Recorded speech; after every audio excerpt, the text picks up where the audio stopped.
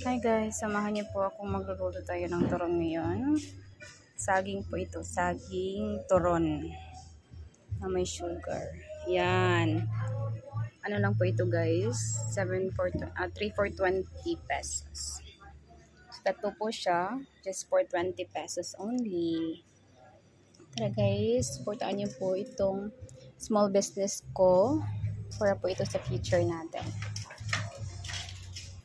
And aside po sa turon, meron po tayong saging with barbecue. So, po natin ito ng barbecue stick mamaya. Pag naluto na ito guys. Ito po, 15 pesos lang po ito. Actually guys, madali lang po ito lutuin. First thing that you need to do is, syempre mantika. Lagay mo sa kaha, yung tawag sa amin ngayon is kaha. Tapos painitin mo muna yung mantika, tapos lagyan mo ng sugar or brown sugar. After that, pag nag-ano na siya, lagyan mo ng saging.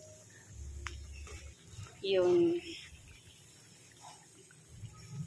Pag nag-ano na siya guys, pag nag-ano na siya, pag nagbukal na siya guys, hindi ko alam anong Tagalog ng nagbukal guys.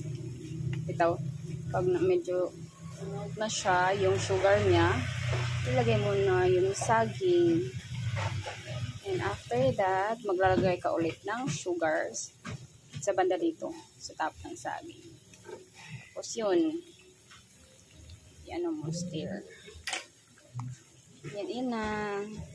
Oh, ang ganda niya.